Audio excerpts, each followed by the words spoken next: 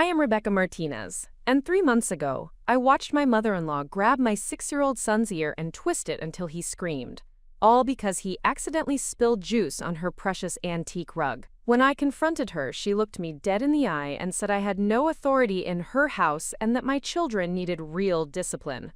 I stayed calm that day, but what I did next made her lose everything she thought she controlled and beg me to stop. Before we jump back in, tell us where you're tuning in from. And if this story touches you, make sure you're subscribed, because tomorrow, I've saved something extra special for you.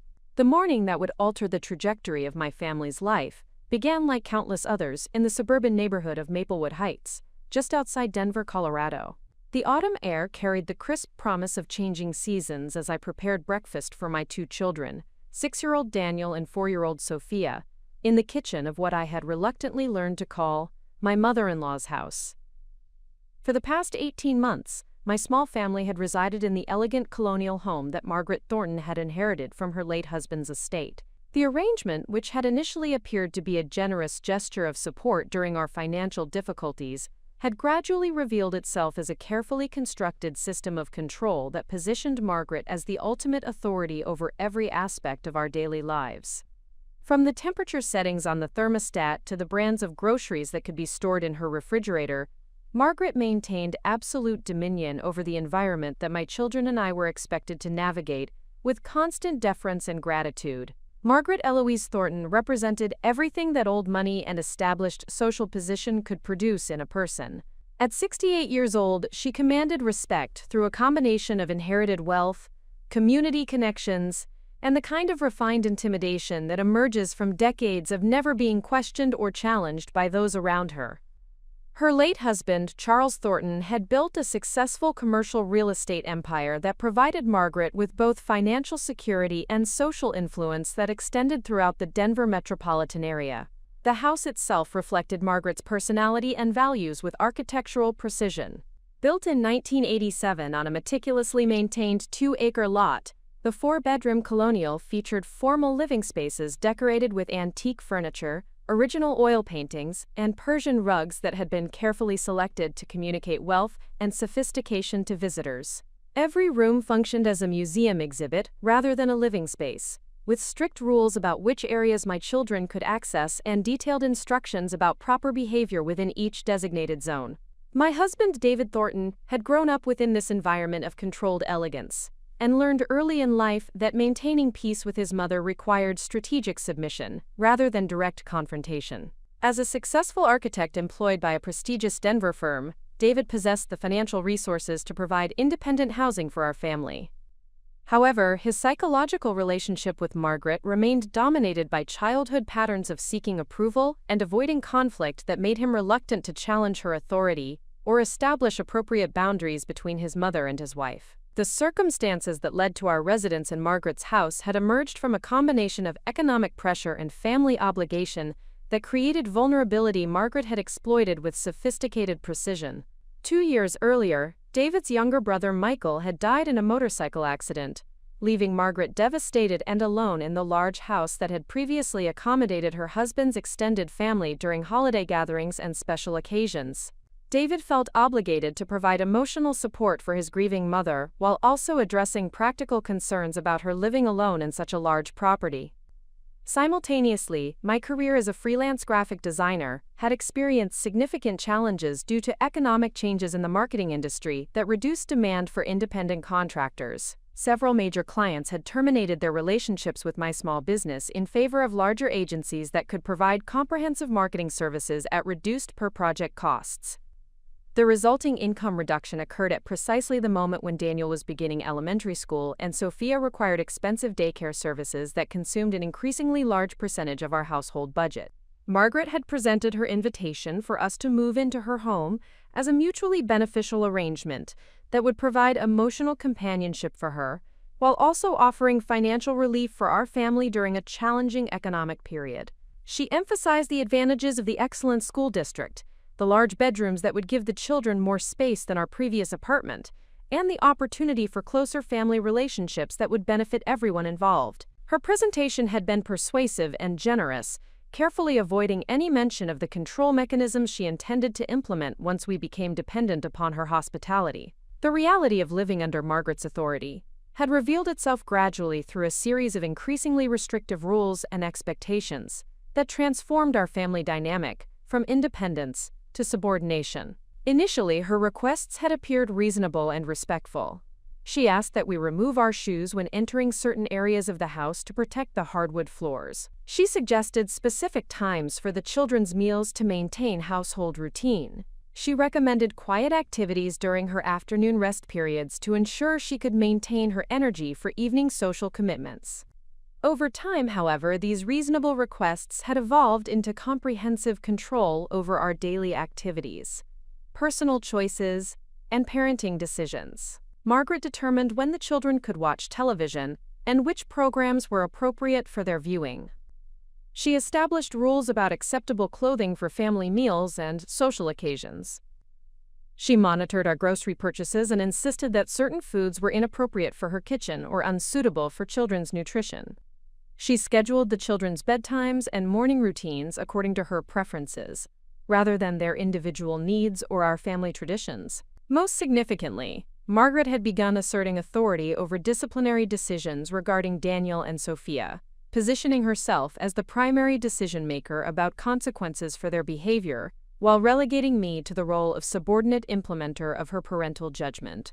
When Daniel spoke too loudly during her television programs, Margaret would impose timeout periods that exceeded anything I considered appropriate for his age or the severity of his behavior. When Sophia left toys in common areas of the house, Margaret would confiscate them for extended periods that served her need for control, rather than any legitimate educational purpose about responsibility or organization. My attempts to address these boundary violations through direct conversation with Margaret had consistently resulted in responses that combined hurt feelings with subtle accusations about my ingratitude for her generosity, and my failure to appreciate the sacrifices she was making to accommodate our family and her home.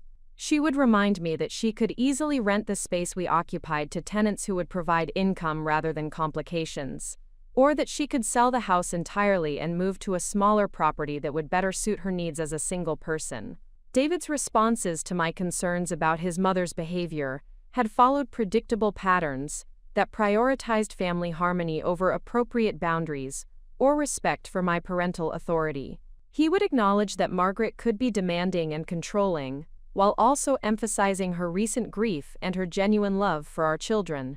He would suggest that I could avoid conflicts by anticipating her preferences and adapting our family routines to minimize friction, rather than challenging her authority directly. These dynamics had created an environment where my children were learning to seek approval from Margaret, rather than looking to David and me as their primary sources of guidance and security. Daniel had begun asking Margaret for permission before engaging in activities that should have required only parental approval. Sophia had started bringing her concerns and requests to Margaret before discussing them with me, understanding intuitively that Margaret's opinions carried more weight than mine within the household hierarchy. The morning of the incident that would change everything began with what appeared to be a minor accident that could have been easily managed through normal family cooperation and understanding. Daniel had been eating breakfast at the kitchen table while Sophia played quietly with her dolls nearby. I was preparing their school lunches and reviewing the day's schedule when Daniel reached across the table for the orange juice pitcher and accidentally knocked over his glass, sending juice cascading across the table and onto the Persian rug that extended from the dining room into the kitchen area. My immediate response focused on damage control and education rather than punishment or blame. I quickly moved to contain the spill, instructing Daniel to step away from the wet area while I gathered paper towels and cleaning supplies. I reassured him that accidents happen to everyone, and that we would work together to clean up the mess and ensure that the rug received appropriate care to prevent permanent staining. Daniel responded to the situation with appropriate concern and willingness to help, understanding that his carelessness had created work for others, while also accepting that accidents are part of learning and growing. He offered to help with the cleaning process and expressed genuine remorse for his mistake, without displaying the excessive guilt or fear that would have indicated unhealthy perfectionism or anxiety about normal childhood mishaps. Margaret's entrance into the kitchen occurred at precisely the moment when I was examining the rug to assess the extent of the damage and determine appropriate cleaning procedures. Her immediate focus centered on the stain, rather than on Daniel's emotional state, or the educational opportunity that the situation provided for teaching responsibility and problem-solving skills. The transformation in Margaret's demeanor from normal grandmother to authoritarian disciplinarian occurred with shocking suddenness that revealed the depth of her need for control and her fundamental disrespect for my parental authority. Without speaking to me or asking about my assessment of the situation, Margaret strode directly to where Daniel stood near the kitchen counter and grabbed his ear with sufficient force to cause immediate pain and distress. The physical contact was not a gentle redirection or a symbolic gesture of disappointment. Margaret's grip on Daniel's ear was forceful enough to cause him to cry out in pain and attempt to pull away from her grasp. She maintained her hold while delivering a lecture about respect for other people's property and the consequences of careless behavior that would have been more appropriate for a teenager who had deliberately damaged something valuable than for a 6-year-old child who had experienced a normal accident. Daniel's immediate response of pain and fear created a parental protective instinct in me that overrode any concern about challenging Margaret's authority or maintaining household harmony. I moved quickly to position myself between Margaret and my son, while firmly but respectfully requesting that she release him immediately and allow me to handle the situation according to my own judgment about appropriate consequences and education. Margaret's response to my intervention revealed the fundamental dynamic that had been developing throughout our residence in her home, but had never been stated so explicitly. She informed me that I was a guest in her house and that my children would receive proper discipline whether I approved or not. She stated that my permissive parenting had already spoiled both children and that they needed firm guidance from someone who understood the importance of respect and responsibility. Preparing and narrating this story took us a lot of time, so if you are enjoying it, subscribe to our channel. It means a lot to us. Now back to the story. The moment crystallized everything that had been building for 18 months into a clear choice between accepting subordination or establishing appropriate boundaries, regardless of the potential consequences for our housing situation or family relationships. Margaret's words and actions had crossed lines that no grandmother should cross, and had violated principles of child protection and parental authority that I could not compromise without losing my integrity and my children's respect. I responded to Margaret's challenge with calm determination rather than emotional reaction, understanding instinctively that this confrontation would determine the future dynamic of our family relationships and possibly our continued residence in her home. I informed Margaret clearly and respectfully that she would not physically discipline my children under any circumstances, and that I would handle all parenting decisions regarding Daniel and Sophia according to my own judgment about their needs and appropriate consequences. Margaret's reaction to my boundary setting revealed the depth of her shock that anyone would challenge her authority within her own home and her fundamental inability to accept limits on her control over the people who lived under her roof. She escalated the confrontation by stating that I could choose between accepting her authority or finding alternative housing for my family, positioning the conflict as an ultimatum that required immediate submission or departure. The implications of Margaret's ultimatum extended far beyond the immediate disagreement about Daniel's discipline. She was essentially demanding that I choose between protecting my children from inappropriate physical contact and maintaining housing security for my family. She was requiring that I sacrifice my parental authority and my children's safety in exchange for continued access to the financial benefits that her housing arrangement provided. As I stood in that kitchen, holding my tearful son and facing Margaret's defiant expression, I realized that this moment would define not only my relationship with my mother-in-law, but also my children's understanding of my commitment to protecting them, and my willingness to sacrifice convenience for principle. I understood that whatever choice I made would teach Daniel and Sophia lessons about courage, integrity, and the appropriate response to bullying behavior that they would carry with them throughout their lives. The decision I made in that moment would set in motion a series of events that would ultimately transform Margaret from a position of absolute authority to desperate pleading for mercy, while simultaneously establishing my family's independence and demonstrating to my children that protection of their welfare would always take priority over maintaining relationships with people who refused to respect appropriate boundaries.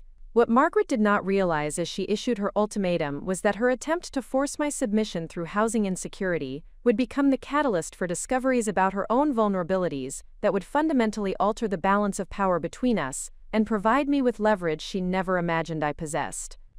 The quiet mother-in-law conflict was about to become a strategic campaign that would expose secrets Margaret had spent years protecting and ultimately force her to beg for the kind of mercy she had never shown to others. The silence that followed Margaret's ultimatum stretched across the kitchen like a taut wire ready to snap. Daniel pressed closer against my legs, his small fingers clutching the fabric of my jeans while Sophia watched from her position near the breakfast table, with the wide-eyed attention that children develop when they sense that adult conversations carry consequences beyond their understanding. The orange juice stain on the Persian rug had become irrelevant compared to the fundamental question of authority and respect that now demanded resolution. My response to Margaret's challenge required careful consideration of multiple factors that extended far beyond the immediate confrontation. The housing arrangement that had initially appeared to provide financial relief and family support had evolved into a dependency relationship that compromised my ability to protect my children and maintain appropriate parental boundaries. Margaret's escalation from controlling behavior to physical discipline represented a line that could not be uncrossed without establishing clear consequences for future violations. However, the practical implications of challenging Margaret's authority included potential homelessness for my family, disruption of Daniel's school enrollment during the critical early elementary years, loss of the childcare support that Margaret's presence provided when I worked on freelance projects, and the possibility of permanent damage to David's relationship with his only surviving parent. These considerations required strategic thinking rather than emotional reaction.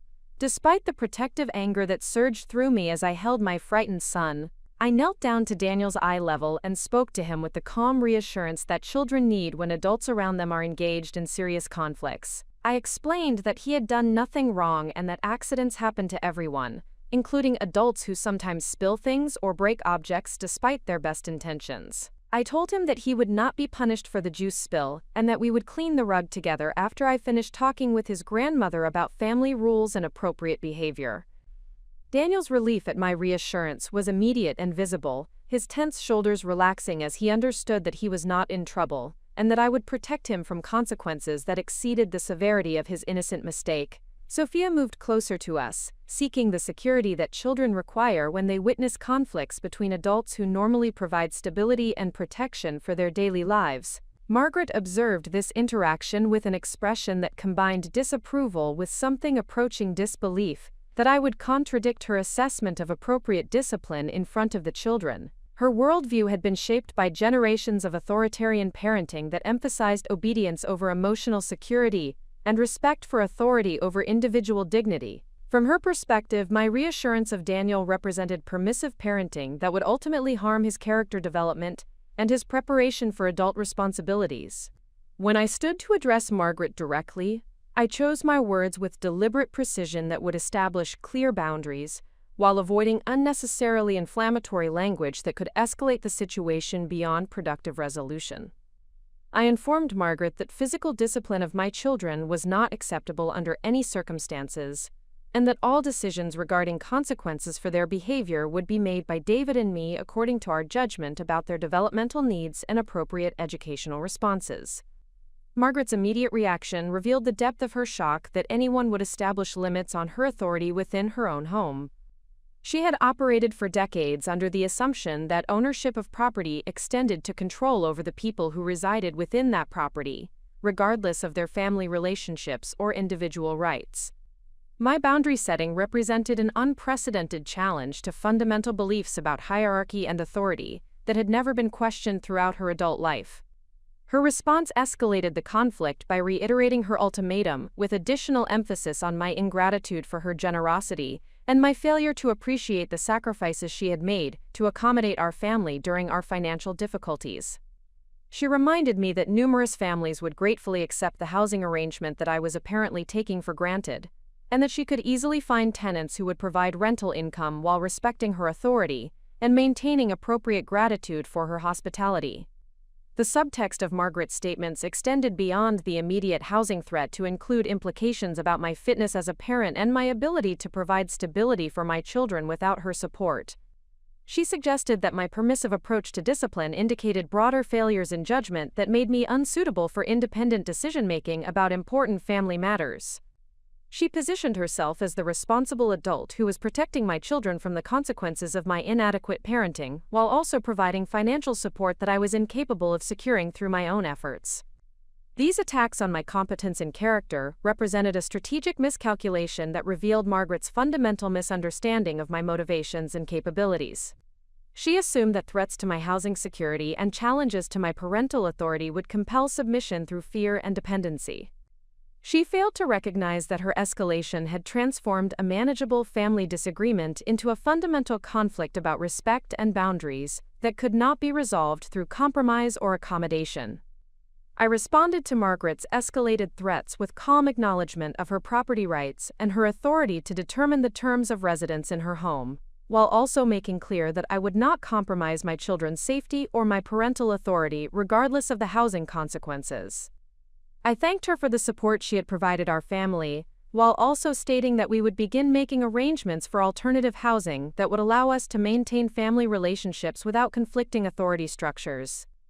Margaret's reaction to my measured response suggested that she had expected either immediate capitulation or emotional outburst that would allow her to position me as unreasonable or unstable. My calm acceptance of the potential housing consequences, while maintaining firm boundaries about child protection, created a dynamic she had not anticipated, and for which she had no prepared strategy. The conversation concluded with Margaret retreating to her bedroom to process the unexpected resistance to her authority, while I began the immediate task of addressing Daniel's emotional needs and implementing damage control for the orange juice stain. I explained to both children that adults sometimes disagree about important matters, and that these disagreements do not reflect problems with their behavior or failures in their character. As I cleaned the Persian rug with appropriate care and attention to preservation techniques, I began developing the strategic framework that would guide my response to the challenge Margaret had presented. The immediate housing threat required practical planning for alternative accommodations that would maintain stability for my children while establishing independence from Margaret's control. However, the broader issue of establishing appropriate boundaries and ensuring respect for my parental authority suggested that more comprehensive intervention might be necessary. David's return from work that evening provided the opportunity to discuss the morning's events and determine his position regarding the conflict between his mother and his wife. I presented the situation factually, describing Margaret's physical discipline of Daniel, her dismissal of my parental authority, and her ultimatum regarding our continued residence in her home. I avoided emotional language or accusations while making clear that the fundamental issue involved protection of our children and maintenance of appropriate family boundaries. David's initial response reflected the conflict avoidance patterns that had characterized his relationship with his mother throughout his adult life. He acknowledged that Margaret could be controlling and demanding, while also emphasizing her recent grief and her genuine affection for our children. He suggested that compromise might be possible if we could address her concerns about discipline, while also establishing some boundaries about her involvement in parenting decisions. My response to David's compromise suggestion focused on the non-negotiable nature of physical discipline and the importance of presenting united parental authority to our children. I explained that Margaret's escalation from controlling behavior to physical contact represented a fundamental boundary violation that could not be addressed through negotiation or accommodation. I emphasized that our children's security and our family's integrity required clear resolution of the authority conflict rather than ongoing management of competing parental figures. The discussion with David revealed the extent to which Margaret's control had extended beyond housing arrangements to influence his perspective on family dynamics and parenting decisions.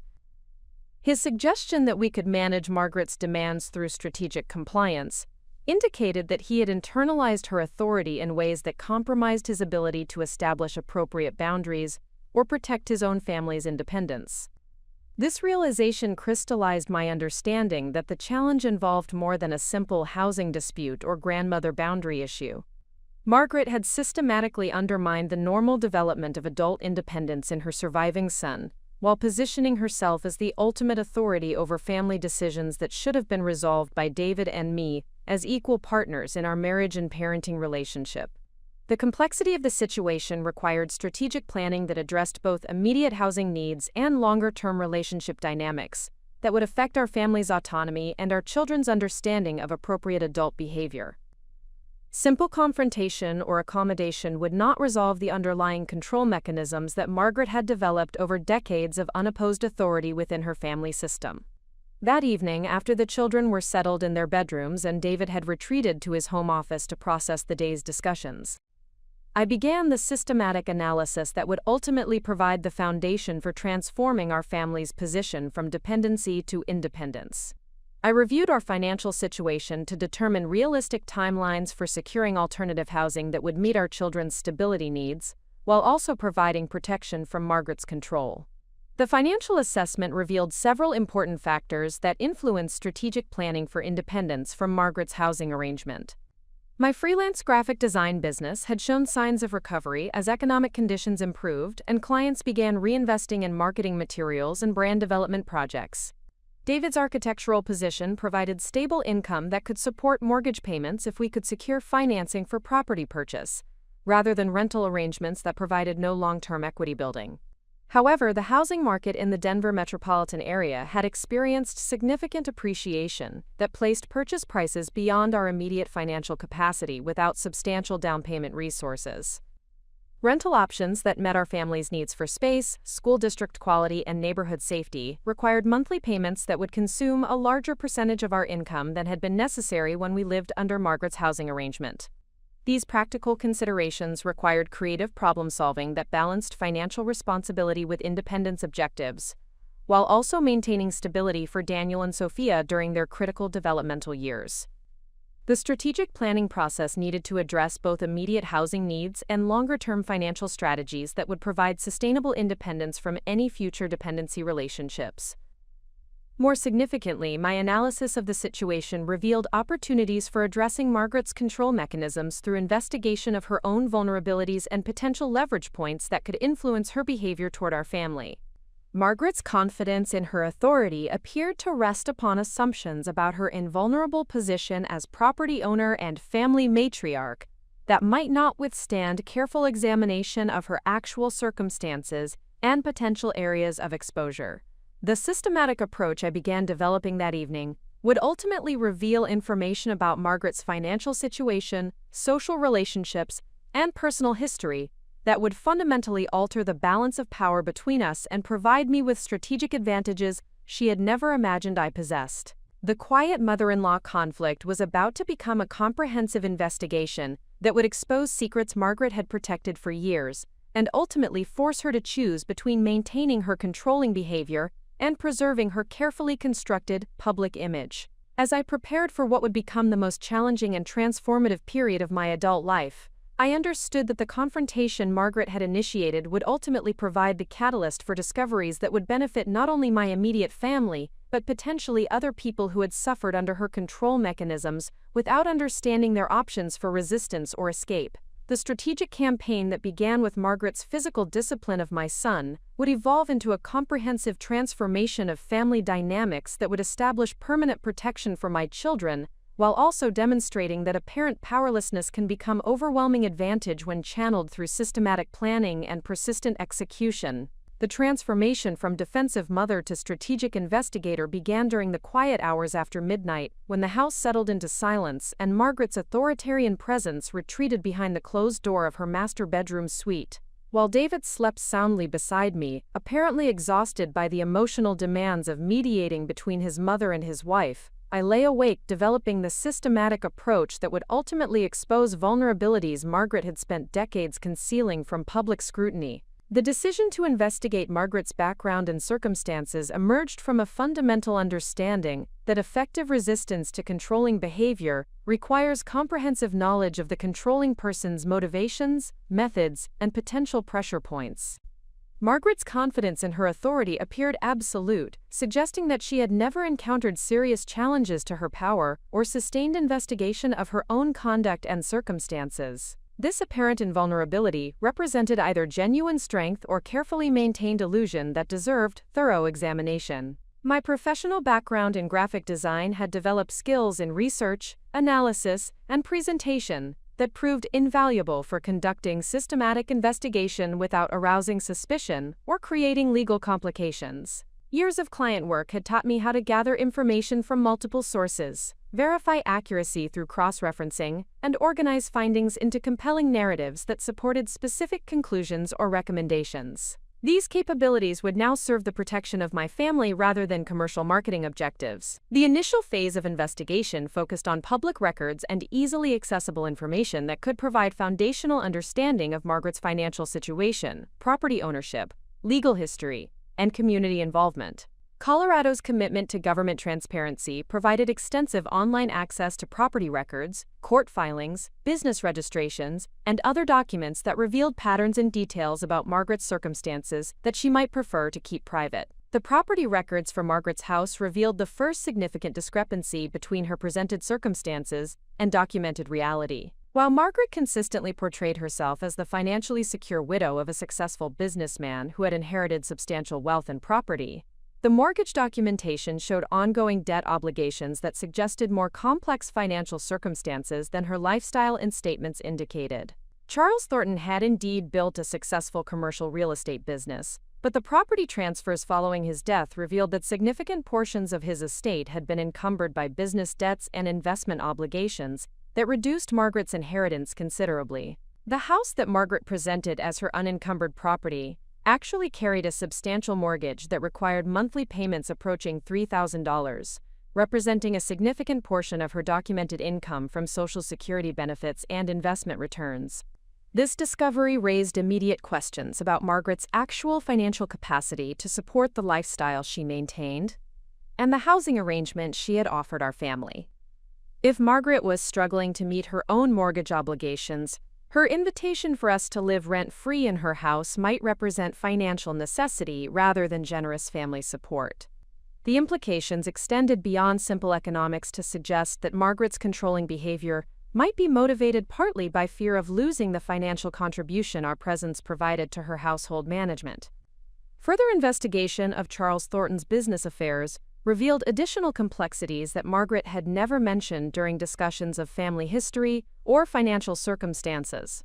The commercial real estate portfolio that Charles had developed over 30 years of business operations had been significantly leveraged through loans and investment partnerships that required ongoing management and decision-making following his death. Margaret had inherited not only assets but also substantial responsibilities and potential liabilities that demanded active attention and business acumen she might not possess. The business records showed that Margaret had assumed control of Charles's company as majority shareholder and primary decision-maker, despite having no documented experience in commercial real estate development or property management. The quarterly reports filed with state business registration authorities revealed declining revenues and increasing operational expenses that suggested potential management challenges under Margaret's leadership. More significantly, the legal records revealed ongoing disputes with business partners and commercial tenants that had resulted in multiple lawsuits and arbitration proceedings since Charles's death. Margaret was simultaneously defending against claims from investors who alleged mismanagement of partnership funds and pursuing collections actions against tenants who had defaulted on lease obligations. These legal complications represented both financial drains and reputational risks that could explain Margaret's heightened concern about maintaining control over all aspects of her personal and professional environment. The investigation expanded to include Margaret's community involvement and social relationships, which she frequently cited as evidence of her respectability and local influence. The websites and newsletters of organizations where Margaret served on boards or committees provided insights into her behavior patterns and interpersonal dynamics that revealed consistent themes of control and conflict that extended well beyond our family situation. The records of the Maplewood Heights Homeowners Association, where Margaret had served as president for 6 consecutive years, documented numerous complaints and conflicts with neighbors regarding enforcement of community standards and architectural review decisions. The meeting minutes revealed patterns of authoritarian decision-making and dismissal of resident concerns that had resulted in formal challenges to Margaret's leadership and efforts to limit her authority through bylaw amendments. Similarly, the records of the Denver Metro Cultural Foundation, where Margaret served as treasurer and fundraising committee chair, showed declining membership and reduced community support that coincided with her increased involvement in organizational management. Former board members had resigned, citing concerns about financial transparency and collaborative decision-making that suggested Margaret's controlling tendencies had created problems in multiple organizational contexts. These patterns indicated that Margaret's need for control extended far beyond family relationships to encompass all areas of her social and professional involvement. The consistent themes of conflict and resistance suggested that other people had recognized problematic aspects of Margaret's behavior and had taken steps to limit her authority or distance themselves from her influence. Most significantly, the investigation revealed that Margaret's carefully maintained public image of successful widow and community leader was contradicted by financial pressures and relationship conflicts that created vulnerability to exposure and reputational damage. Her aggressive defense of authority and status appeared to be motivated partly by fear of losing the position and influence she had worked to establish following Charles's death. The discovery process also revealed information about Margaret's relationship with David during his childhood and adolescence that provided context for understanding his current patterns of conflict avoidance and deference to maternal authority. School records that David had mentioned during casual conversations were supplemented by public information about family court proceedings that had occurred during his parents' temporary separation when David was 12 years old. The court documents revealed that Charles had filed for divorce, citing irreconcilable differences that were detailed in supporting affidavits, describing Margaret's controlling behavior toward family members and her unreasonable demands for authority over household decisions. The proceedings had been withdrawn after 6 months of litigation, but the documented allegations provided clear evidence that Margaret's current behavior represented long-established patterns rather than recent developments related to grief or adjustment following Charles's death. The family court records also revealed that David had requested assignment to his father's custody during the separation proceedings, citing his mother's rigid rules and harsh punishment methods that created an oppressive home environment.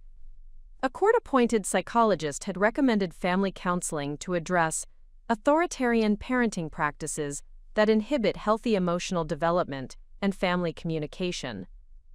These recommendations had apparently been ignored when Charles and Margaret reconciled their marriage.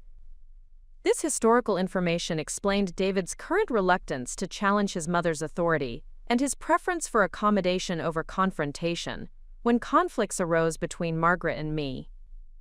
His childhood experience of failed resistance to Margaret's control had apparently taught him that opposition was futile and that maintaining peace required strategic submission rather than direct challenge to her demands. The investigation also uncovered information about Margaret's health and medical circumstances that she had concealed from family members and used to manipulate sympathy and support from community members and healthcare providers. Insurance records that became accessible through healthcare transparency requirements revealed that Margaret had been receiving treatment for anxiety and depression that predated Charles's death by several years. The medical documentation showed prescriptions for medications that could affect judgment and emotional regulation, along with recommendations for therapy and stress management that Margaret had apparently refused to pursue.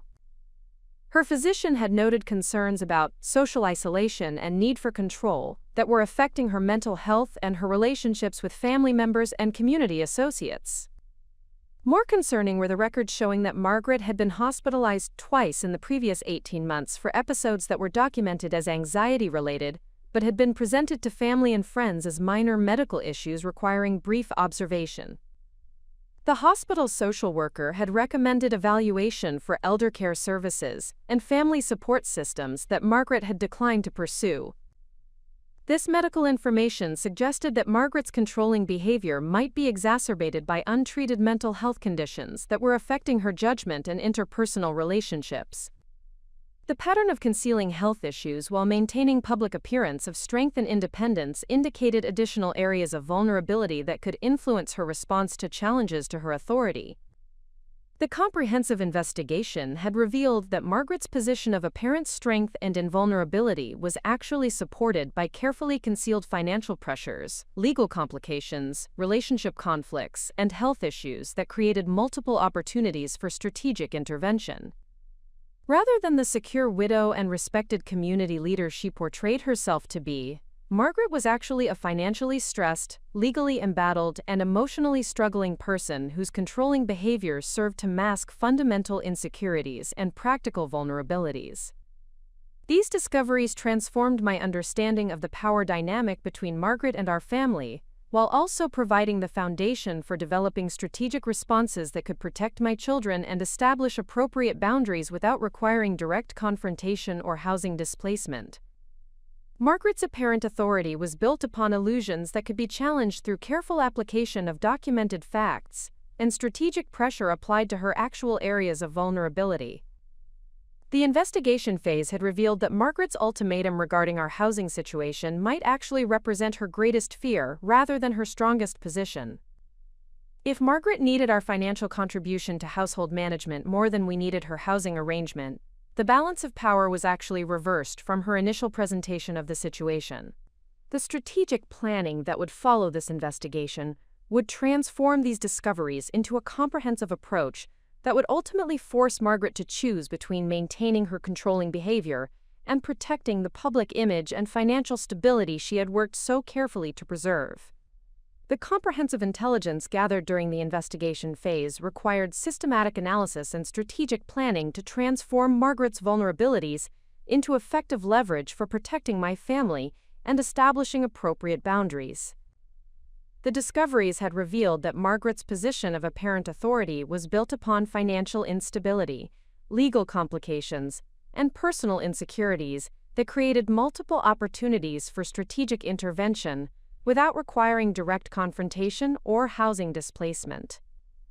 The strategic planning process began with careful assessment of objectives that balanced immediate protection of my children with longer-term goals of establishing sustainable family independence and ensuring permanent resolution of the authority conflicts that had dominated our household dynamics. The ultimate objective involved transforming the relationship dynamic from Margaret's unilateral control to mutual respect and appropriate boundaries that protected my parental authority while preserving beneficial family connections.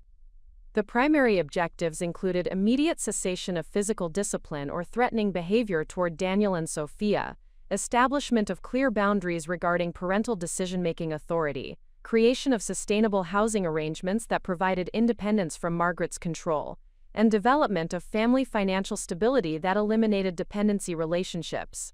Secondary objectives included ensuring Margaret's understanding that controlling behavior would result in significant personal consequences and establishing protective mechanisms that would prevent future attempts to manipulate or intimidate family members. The strategic framework required careful consideration of Margaret's psychological profile and behavioral patterns to predict her likely responses to various forms of pressure and negotiation. Margaret's need for control appeared to be driven by fundamental insecurities about her competence and status that made her particularly vulnerable to challenges to her public image and social standing.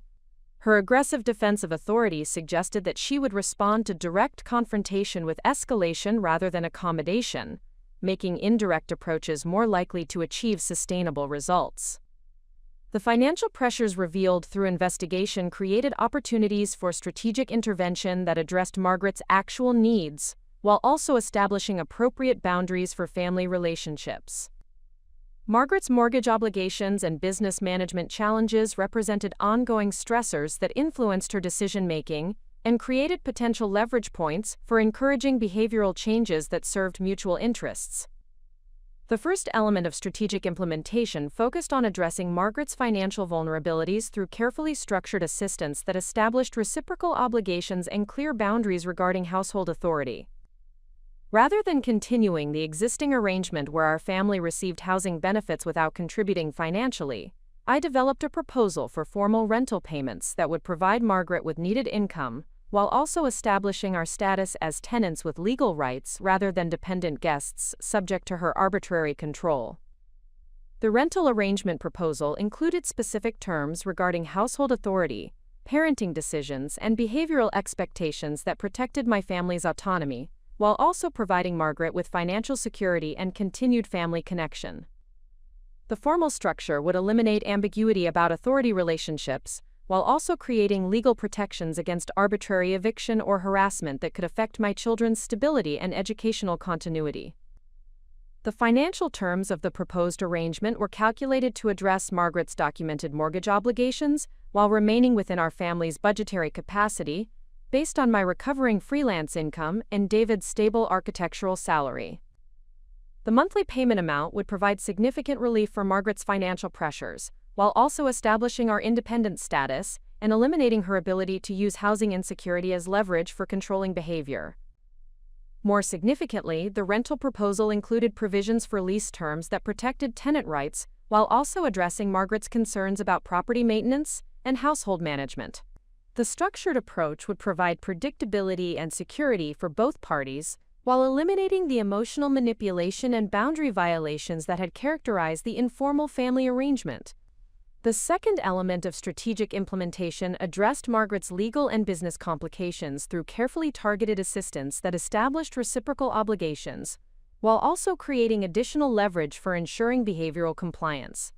Margaret's struggles with commercial real estate management and ongoing litigation represented areas where professional assistance could provide significant value while also establishing expectations for appropriate family behavior. David's professional expertise in architectural design and project management provided natural opportunities for contributing to Margaret's business challenges in ways that addressed her practical needs, while also establishing clear expectations about respect and cooperation in family relationships. The business assistance could help Margaret resolve financial pressures and legal complications, while also demonstrating our family's value as allies rather than dependent burdens. The business assistance proposal included specific deliverables related to property development planning, tenant relationship management, and operational efficiency improvements that could address the declining revenues and increasing expenses documented in Margaret's business records. David's involvement would provide professional-grade solutions to management challenges, while also creating ongoing collaborative relationships that reinforced appropriate family dynamics. The strategic value of business assistance extended beyond immediate problem-solving to include establishment of Margaret's dependence upon our family's cooperation and expertise for achieving her professional and financial objectives. This reverse dependency would create sustainable leverage for maintaining appropriate boundaries and ensuring respectful treatment of family members without requiring ongoing confrontation or conflict management. The third element of strategic implementation focused on Margaret's community relationships and social standing, through carefully managed information sharing that encouraged behavioral accountability while also protecting family privacy and maintaining constructive community connections. Margaret's patterns of conflict with neighbors and organizational associates provided opportunities for strategic alliance building that could influence her behavior through social pressure rather than direct family confrontation. The community engagement strategy involved establishing relationships with neighbors and community members who had experienced similar challenges with Margaret's controlling behavior and creating informal networks of mutual support and information sharing. These relationships could provide both emotional support for dealing with Margaret's behavior and practical assistance for implementing strategic responses to her attempts at manipulation or intimidation. The information sharing approach required careful balance between legitimate community safety concerns and respect for family privacy that protected my children from unnecessary exposure to adult conflicts, while also ensuring that Margaret understood the broader consequences of continued inappropriate behavior. The goal involved creating accountability through community awareness rather than public humiliation or reputation destruction that could damage family relationships permanently. The documentation strategy included systematic recording of interactions with Margaret that established clear evidence of behavioral patterns, while also providing legal protection against potential retaliation or false accusations that could affect custody or housing security. The documentation served both defensive and offensive purposes by protecting against Margaret's potential attempts to portray our family negatively, while also creating evidence that could support legal intervention if behavioral boundaries continued to be violated. The fourth element of strategic implementation addressed Margaret's health and emotional needs through encouragement of appropriate professional support that could address underlying causes of controlling behavior, while also establishing clear expectations about the relationship between personal struggles and family treatment. Margaret's documented anxiety and depression represented both explanatory factors for her behavior and potential intervention opportunities that could benefit all family members. The mental health intervention strategy involved careful encouragement of professional treatment through family physician consultations and community support resources that could address Margaret's underlying emotional needs, while also establishing professional oversight of her behavioral patterns and decision-making processes. The approach balanced compassion for her struggles with firm boundaries about acceptable treatment of family members.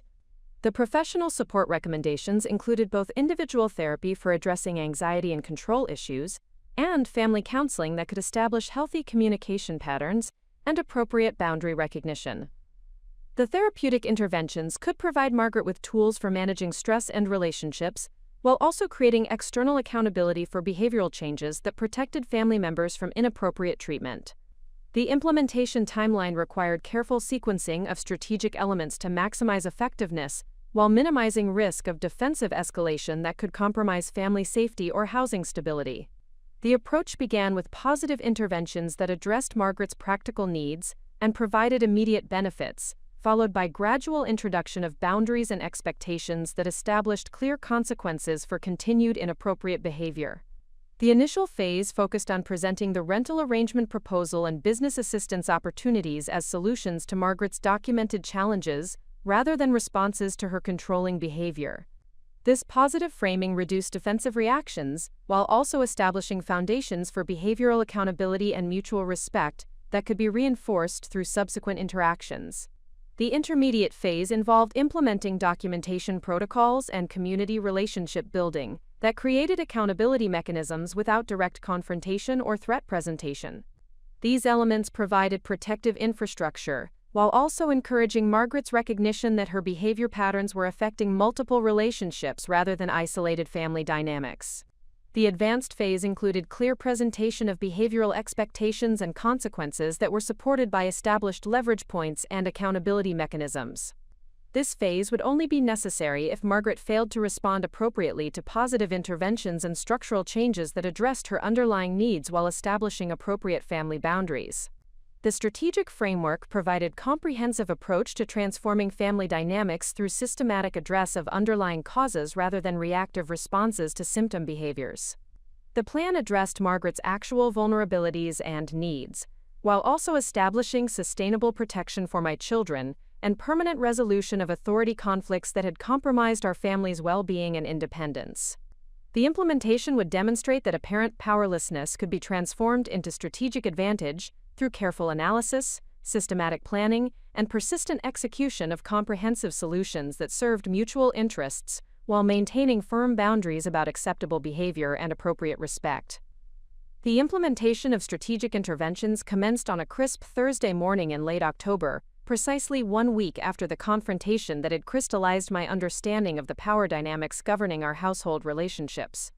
The timing was deliberately calculated to coincide with Margaret's monthly review of household finances and business obligations, creating natural opportunities for introducing proposals that addressed her documented concerns while establishing new frameworks for family interactions. The first strategic intervention involved presenting the formal rental arrangement proposal during what appeared to be a routine conversation about household expenses and winter utility preparations. Margaret had initiated the discussion by expressing concerns about increased heating costs and the need for careful budget management during the approaching cold season. This provided the perfect opening for introducing a solution that addressed her financial pressures while establishing our family's independent status within the household structure. I approached Margaret with a professionally prepared document that outlined specific terms for a month-to-month rental agreement that would provide her with consistent income while establishing clear legal protections for our family's residency rights. The proposal included monthly payments calculated to address her mortgage obligations while remaining within our budgetary capacity, along with detailed provisions regarding household authority, parenting decisions, and mutual respect expectations that would govern our continued cohabitation. Margaret's initial reaction to the rental proposal revealed the complexity of her psychological relationship with control and financial security. Rather than expressing gratitude for the offered assistance with her documented financial pressures, she demonstrated immediate suspicion about the motivations behind the formal arrangement and resistance to any structure that acknowledged our family's independent status rather than dependent position within her household hierarchy. Her primary concern focused on the implications of establishing a landlord-tenant relationship that would create legal obligations and limit her authority over household decisions and family interactions. Margaret had apparently never considered that accepting financial assistance might involve reciprocal obligations or behavioral expectations, having operated under the assumption that her property ownership granted unlimited authority over residents, regardless of their financial contributions or family relationships. The legal aspects of the proposed rental arrangement particularly disturbed Margaret because they established enforceable protections against arbitrary eviction or harassment that could affect my children's stability and educational continuity. The formal structure eliminated her ability to use housing insecurity as leverage for controlling behavior, while also creating accountability mechanisms that would prevent future physical discipline or inappropriate intervention in parenting decisions. Margaret's resistance to the rental proposal revealed that her need for control superseded her practical need for financial assistance, indicating that the psychological benefits of maintaining absolute authority outweighed the economic benefits of resolving her mortgage and business pressures. This reaction provided important intelligence about her priorities and decision-making processes that would inform subsequent strategic interventions and expectation management. Despite her initial resistance, Margaret's practical financial situation created pressure for serious consideration of the rental arrangement. The timing coincided with her receipt of quarterly business reports that documented continued declining revenues and increasing legal expenses related to her ongoing disputes with commercial tenants and business partners. The documented cash flow challenges made the proposed rental income increasingly attractive regardless of her personal preferences about maintaining unlimited household authority. The second strategic intervention involved David's presentation of business assistance opportunities that addressed Margaret's commercial real estate management challenges through professional architectural consultation and project development expertise. David approached his mother with specific proposals for improving property values and tenant relationships through strategic renovations and operational efficiency improvements that could address the documented problems affecting her business performance.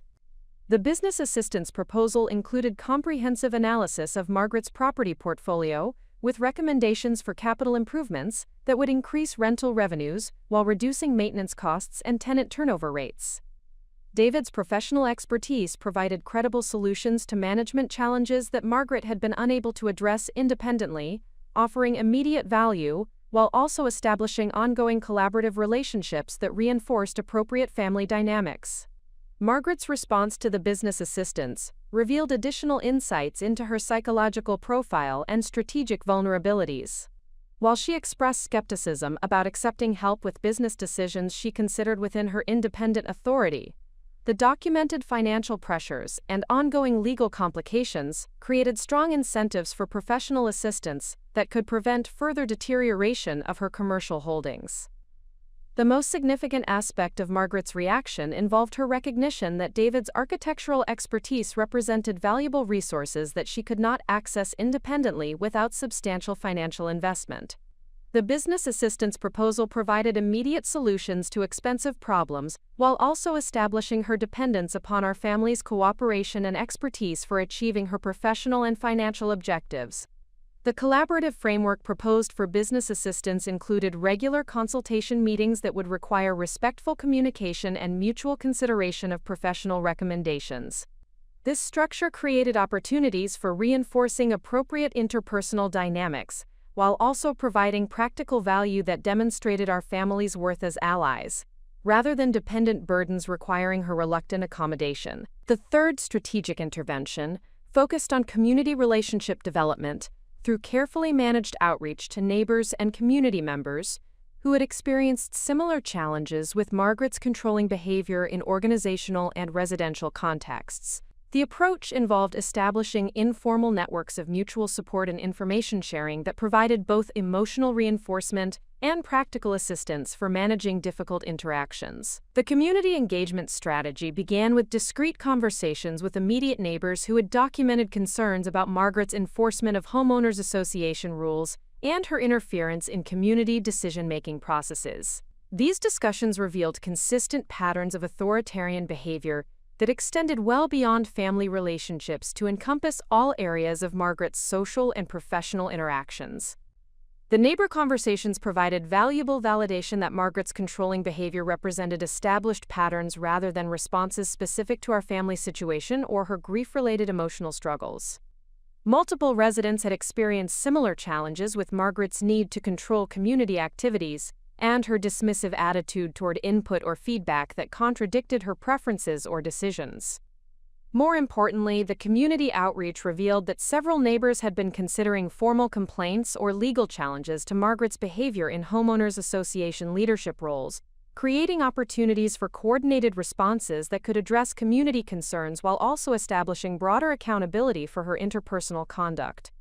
The information gathered through community engagement also provided strategic intelligence about Margaret's reputation and social relationships that revealed additional vulnerabilities beyond her financial and legal complications.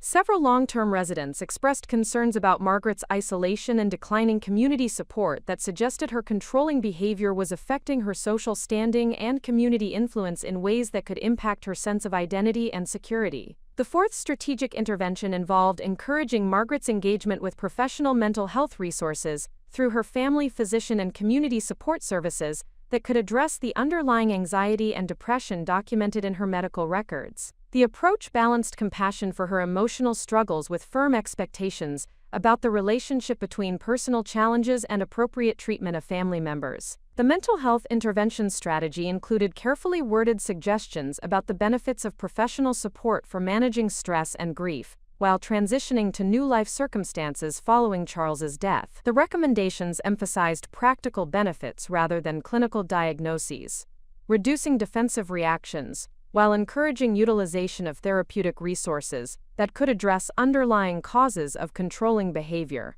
Margaret's response to mental health recommendations revealed the depth of her resistance to acknowledging psychological factors that might be influencing her behavior patterns or decision-making processes. She demonstrated particular sensitivity to suggestions that her emotional state might be affecting her judgment or her relationships with family members and community associates. However, the documented medical evidence of her anxiety and depression prescriptions, combined with the obvious stress she was experiencing from financial and legal pressures, created natural opportunities for encouraging professional support without appearing to challenge her competence or independence. The approach focused on stress management and grief counseling, rather than behavioral modification or authority issues. The implementation of multiple strategic interventions simultaneously created a coordinated pressure system that addressed Margaret's actual vulnerabilities while providing clear pathways for behavioral improvement and relationship repair. Rather than confrontational approaches that would trigger defensive escalation, the comprehensive strategy offered solutions to her documented problems while establishing clear expectations about respectful treatment of family members. Margaret's reactions to the strategic interventions revealed that her apparent position of strength and authority was indeed based upon carefully maintained illusions that became fragile when subjected to systematic pressure applied to her actual areas of vulnerability.